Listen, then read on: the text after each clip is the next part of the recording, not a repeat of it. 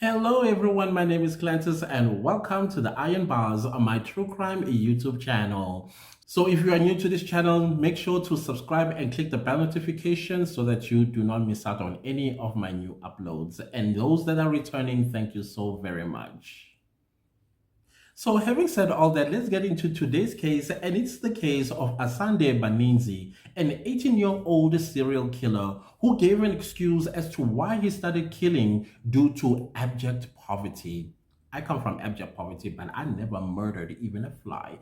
I love to know the perpetrator's date of birth as well as their zodiac sign. So with this one, I went and I dug as far as I could to find out his date of birth. And fortunately, I came across it in an accidental way, and he was born on the 14th of March 1983 in the Western Cape Township of Gugulethu, just outside of the city of Cape Town, South Africa. He was still in high school when he started a life of crime. One of his excuses was that they are living in abject poverty, so much so that every night for 5 days in a row, they would go to bed with empty stomachs. I know that feeling because I've been there myself before, but never once did I think that I was going to pickpocket anybody or cause anybody an inconvenience due to my situation as a child who was growing up in abject poverty. So before I get to Asande Baninzi's life of crime, I first need to give you a small little story that I found out about him while growing up in Gugulethu. Like most serial killers, Baninzi was quite an intelligent child who was committed to school, and he was performing pretty good as well. He was pretty much respected by his peers, classmates, even teachers as well, even though he was a bit of a problematic child, but he still was a person that was committed to his schoolwork. While Baninzi was in high school, he met a young man who was a little bit older than him by the name of Mthuthuzeli Nombewu, who also called himself Vox. And we'll find out just a little bit later why he named himself Vox and why he also belonged to a gang that was problematic in the Western Cape, also called the Vox Gang. Mthuthuzeli Nombewu told Asande Baninzi that he could actually make his life a little bit better and help his mother here and there with the money that he could make by pickpocketing in the city of Cape Town. So Baninzi, feeling like he was being a man by providing some food for his family, he thought this was going to be a good idea. And off he started his life of crime, even though the crime was still pretty much a petty crime. Pickpocketing is considered a petty crime here in South Africa. So every after school, Baninzi would go and meet up with Nombewu and go to the city of Cape Town, and they would start pickpocketing people. Basically, they would steal their wallets. If it's not the wallet, it would be the cell phone. If it's not a cell phone, basically would be anything of value that they could sell and make money. So indeed, Asande's life began to change a little bit. He was able to put food on the table, even though his mother wanted to know, where did you get the money to buy the food? He just told his mother it's best that she didn't know how he got hold of the money that bought them the food. What's important is that everybody is going to go to bed on full stomachs. So I guess his mother was like, okay, I will not ask any further questions, but any mother, especially an African mother, would want to know, where did you get this? And if you refuse to tell them, well, the belt got it out of you, as far as I know. But anyways, different homes, different strokes, I suppose. So during pickpocketing in the city of Cape Town, some victims fought back and some were quite difficult to pickpocket. That is when Mthuthuzeli told Asande that they could actually carry knives. People are afraid of getting stabbed and they would do anything at knife point. And that is when Asande was like, maybe that is a good idea, provided that we do not hurt anybody. So Mthuthuzeli was like, no, don't worry. And the moment a person sees a knife, they will panic and they will lift their hands, and then we will go into their pockets, take what we want, and call it a day. So indeed, they began to start robbing people at gunpoint in the city of Cape Town. They went mostly to places that were flooded with tourists. So that idea came with Mthuthuzeli Nombewu, who was quite a well-known criminal in Gugulethu. With Asande Baninzi, when he started going to school looking very dapper, kids would ask him, where did you get the money for this? Where did you get the money for that? And mind you, back in the day, around 2001, cell phones were still pretty much a new thing everywhere. And then it was rare for a student in high school to carry a cell phone. But Asande was carrying a cell phone when he went to school, even though teachers suspected he may have become a criminal who would pickpocket tourists in Cape Town. But they were afraid. They did not say anything. They just let him be. And same goes with some students. So the word spread around in his high school that Baninzi was a criminal. So students were quite afraid of him, from respect to fear. So in the criminal world in Cape Town, the word spread around amongst gangs that were roaming the streets of Cape Town, terrorizing communities by housebreaking, hijacking, as well as other kinds of crimes that were heinous, heard about Baninzi and Nombewu and wanted to recruit them into their gangs, and they so happened to join a gang that named itself the Vox Gang. Now, the reason why they call themselves the Vox Gang is because that particular gang hijacked nothing but Volkswagens or Volkswagen. You know, the VW vehicles, that is the vehicles that they specialized in. It did not matter what kind of model it was. As long as it was a VW, they went for that type of car. And unfortunately, the heinous crimes that they were committing while they were busy hijacking these cars are unthinkable. So when Asande Baninzi and Nombewu joined the Vox Gang, the gang was involved in hardcore drugs. There's this popular drug that they used to use in the city of Cape Town and surroundings called Mandrax. Now, I will not go into describing this drug because none of us wants to get demonetized now by giving you a description of this particular pill and how it's used. So we shall pass. So unfortunately, Asande Baninzi and Nombewu started taking Mandrax. Well, I wouldn't say that Nombewu had not started taking these drugs. As a matter of fact, he has been taking these drugs for a while now. It was only Asande Baninzi who was not hooked in this Mandrax drug. So in the year 2000, Asande Baninzi graduated from high school and he started idling around, twiddling his thumb, not knowing what to do because he did not have money to proceed and go to tertiary institutions and study whatever he wanted to be. With all the free time on his hands, Asande did not know what exactly he should do. So he delved even deeper in the life of crime by robbing people, and now has joined a very dangerous gang in Cape Town.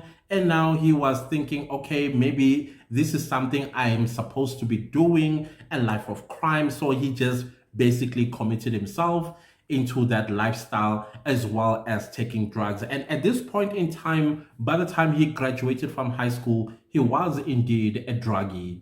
So the members of the Vox Gang were, it was Zolani Ndosi, Gerald Bosman, and Nturu, together with Mthuthuzeli Nombewu and now Asande Baninzi. When Asande Baninzi and Mthuthuzeli Vox Nombewu joined the Vox Gang, they got a brief that they will start hijacking cars, particularly VWs.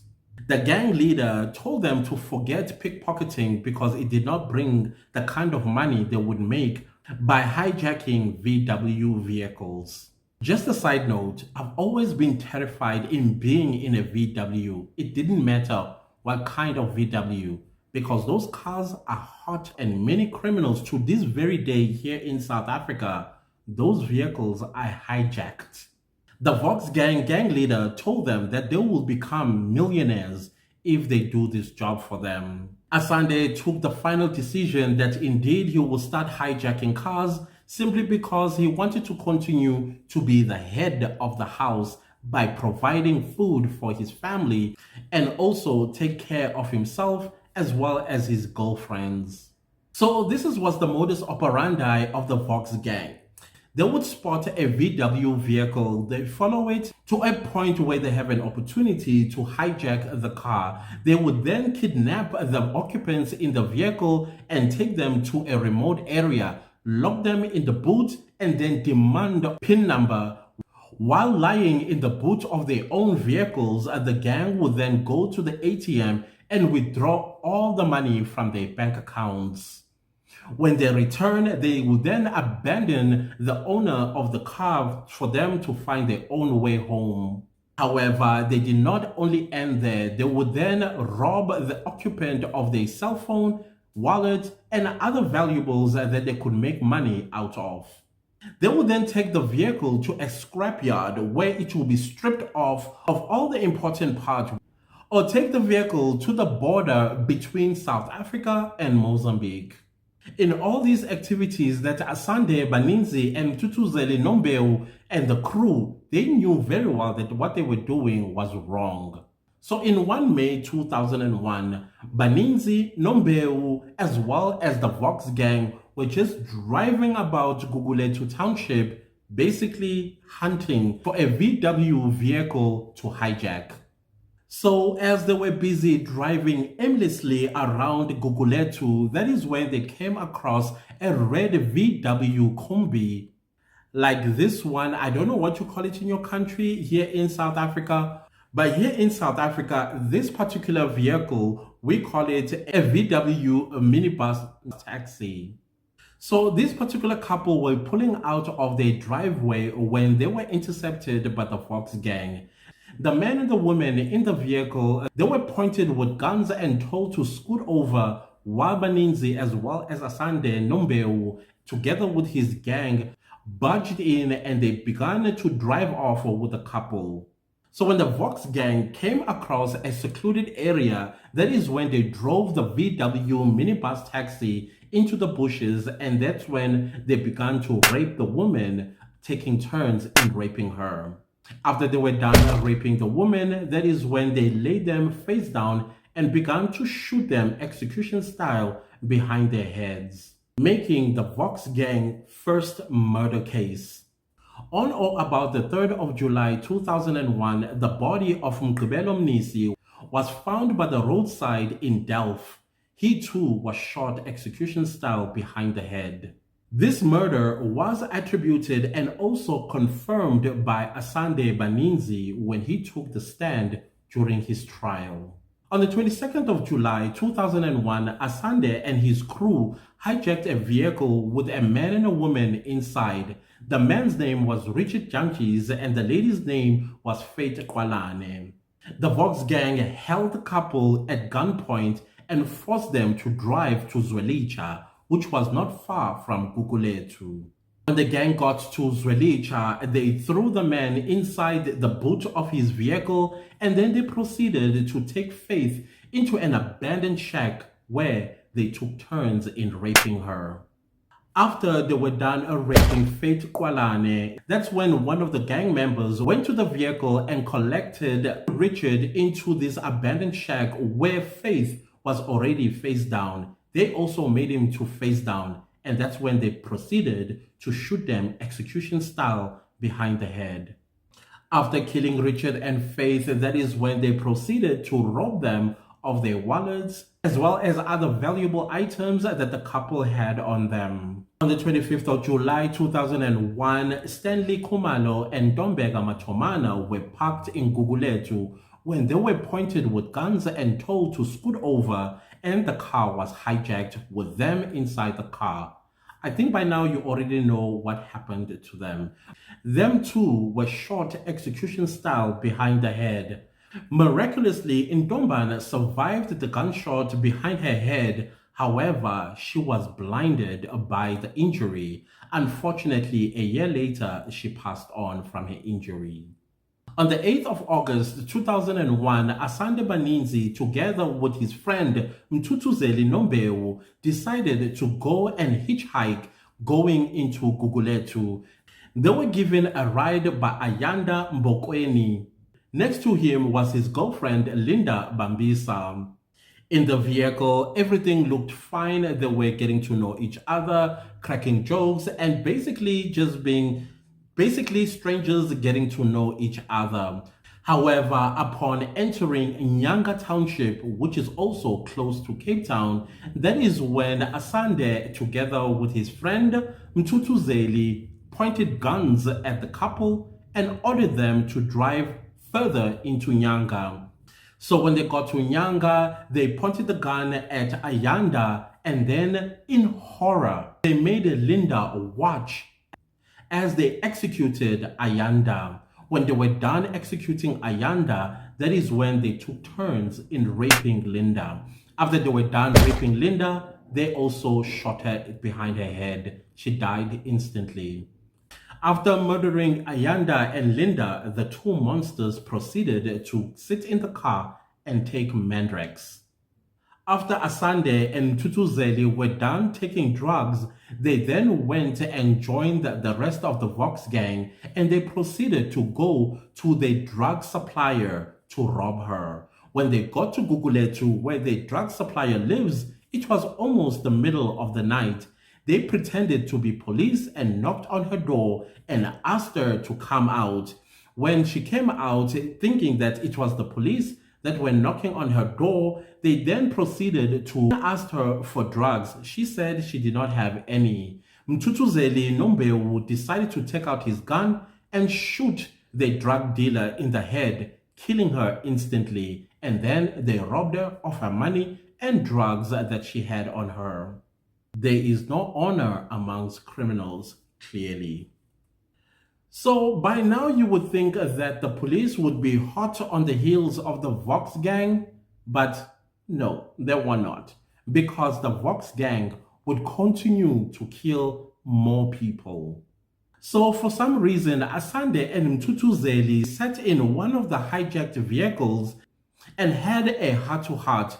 They realized that the job that they were doing, it was not quite what they had expected. Nor did Asande like the fact that people were getting killed. He then suggested to Mthuthuzeli that they go back to housebreaking or pickpocketing in Cape Town, because he was not into this whole hijacking thing and taking innocent people's lives.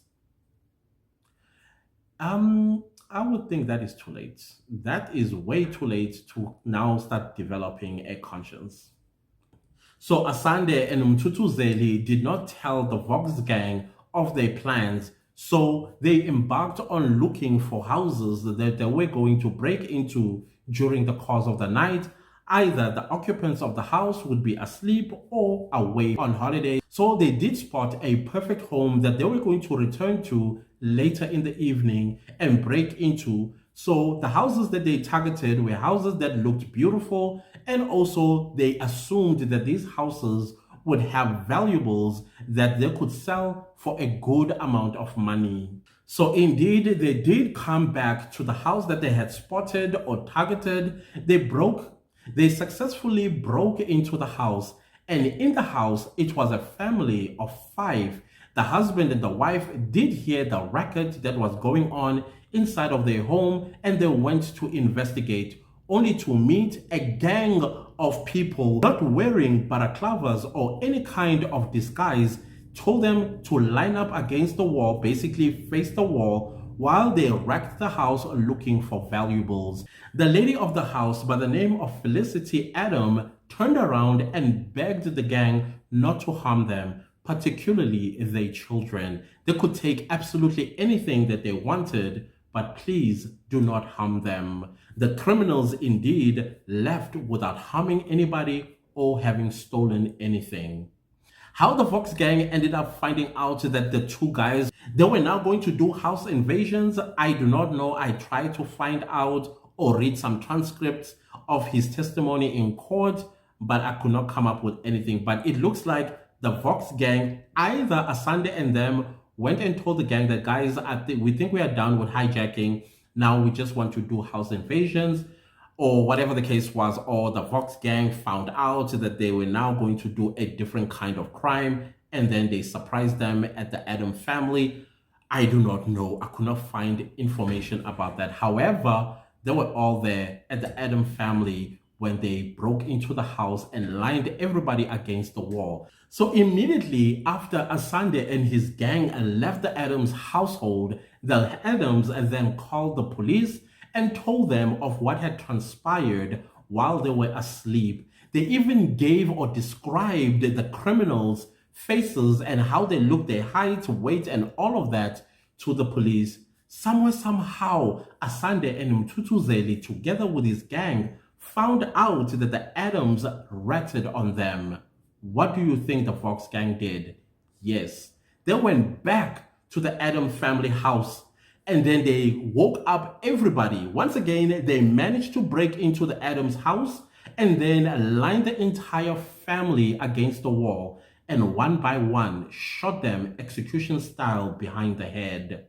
So the victims were Felicity Adams, 39 years old, her husband Marius Adams, 34, and their two young daughters, Shanae, 10, and Alexis, 16.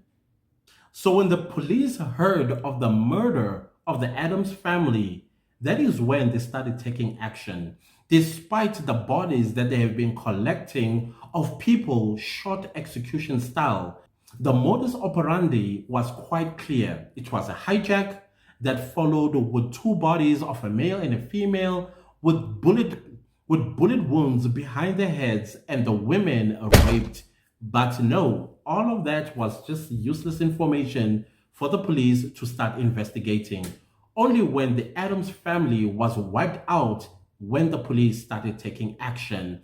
However, the community apparently, they've been telling the police about the Vox Gang, that the Vox Gang are the ones that are responsible of all the hijackings and the murders and rape around Kukuletu, Nyanga, Khayelitsha. So the police then started doing a roundup of all the Vox Gang. They started at Asande Baninzi's house where he was arrested. They proceeded to go to other Vox Gang members' house and arrested them. However, when Mthuthuzeli Nombewu found out that the police were on their way, he took a gun and took the coward's way out and blew his brains out. Why? Because he refused to take responsibility of all the murders that he had committed. So in police custody, Asande Baninzi sang like a canary. He told the police everything that they needed to know. He left no details behind, and he did also show remorse and asked that he be forgiven for all that he has done. It's something that he never thought he would do in his life, and that because he was poor, he was forced into the life of crime, but he never thought that he was going to involve himself in the killing of another human being, let alone of children. According to the police, Asande's plea for forgiveness looked and sounded genuine. During his interview, as well as him on the stand during his trial, Asande Baninzi took full responsibility of everything that he had committed. However, he also took a lot of blame and threw it on his dead friend, Mthuthuzeli Nombewu. He said that most of the murders were committed by Mthuthuzeli because he was reluctant in pulling triggers on anybody. So he did admit that he was present in the killing, but he did not particularly kill anybody. All the killings were done by Mthuthuzeli Nombewu. Asande Baninzi was charged with illegal possession of firearms and ammunition, to which the court found him not guilty because it was found out that all the guns or the weapons that were used in the killing of all these victims belonged to Mthuthuzeli Nombewu.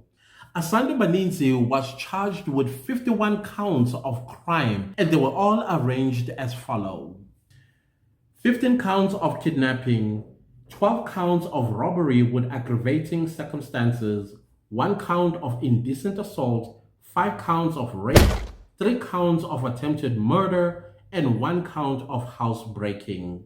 However, he would only go to trial for 49 of the 51 charges that were laid against him. Asande Baninzi was involved of 18 murders, and he was served a sentence of 67 years in prison without the possibility of parole. And I just got this new information that Asande Baninzi was also sentenced to 19 different life sentences, totaling a whopping 189 years in prison. Asande Baninzi will definitely rot behind the iron bars. So the interesting part about the presiding judge, he sympathized with Asande, considering the fact that he himself grew up in abject poverty, but also told Asande that he had absolutely no excuse as to why he committed crimes, because many people do grow up in abject poverty, go to bed hungry every night, but they never once thought of living a life of crime, let alone raping and murdering people, because that has nothing to do with poverty. Anyway, guys, that is it with the case of Asande Baninzi, whom many people say he is not necessarily a serial killer because it was a gang that committed all these crimes. I picked on him because whoever is watching out there and thinking that, hey, I live in abject poverty, hey, life of crime will pay. Actually, life of crime will not pay. Instead, you will spend the rest of your life behind prison walls and rotting there as you would have deserved. So if you stayed up till this point of the video, you are an awesome human being. Please give this video a like, subscribe to my YouTube channel, and turn on the bell notification so that you do not miss out on any of my new true crime stories.